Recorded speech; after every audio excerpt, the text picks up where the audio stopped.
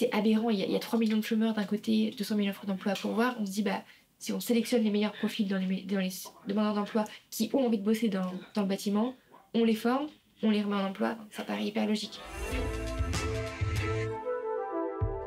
Alors l'école Gustave, c'est des formations qui sont gratuites pour les étudiants et pour les entreprises, qui sont rémunérées, soit par Pôle emploi, soit par l'entreprise, et qui sont diplômantes. Donc c'était vraiment c'était essentiel. On voulait créer des formations qui soient accessibles. Ici on a deux métiers, on a la plomberie, chauffage et l'électricité. Alors l'école Gustave a été ouverte en juillet 2021. À date, on a formé à peu près 350 personnes. L'objectif, c'est de former d'ici 2028 6 000 étudiants par an. Sur la première année, on a généré 1 million d'euros de chiffre d'affaires.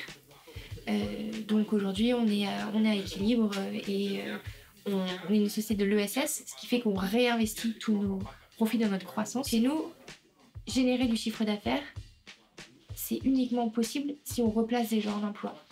Donc toute personne qui rentre chez Gustave, elle a forcément un emploi derrière. Notre objectif, c'est de trouver les personnes qui sont les plus motivées et de les présenter à des entreprises. On a entre 92 et 95% d'insertion professionnelle. C'est ce qu'on essaie de faire, on essaie de recruter un maximum de femmes. Au départ, quand on a lancé Gustave, on voulait avoir 30% de femmes dans l'école.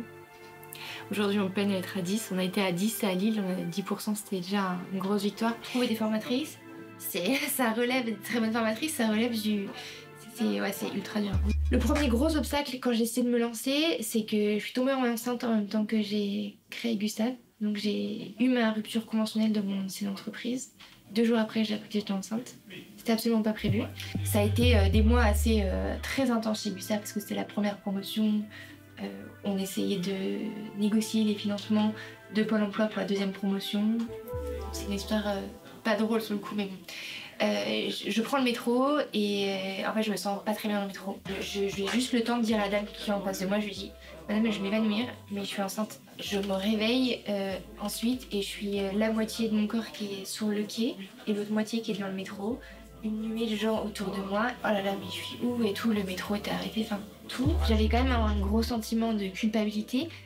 Mais je sentais que ça allait le faire en fait. Je sentais que ça allait aller. Et être mère pour moi c'est le plus beau cadeau du monde. Enfin je suis trop émue que ce soit arrivé hyper vite.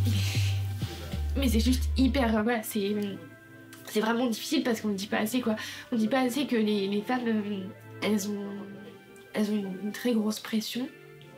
Ma sœur, elles m'ont soutenue, elles m'ont toujours dit tu te fais confiance, il n'y a que toi qui connais ton corps et tu t'écoutes. J'étais hyper dynamique mais je me sentais tellement bien dans mon corps, tellement bien dans ma boîte, enfin je voyais tout ce qu'il y avait à faire et ça me rendait vivante quoi.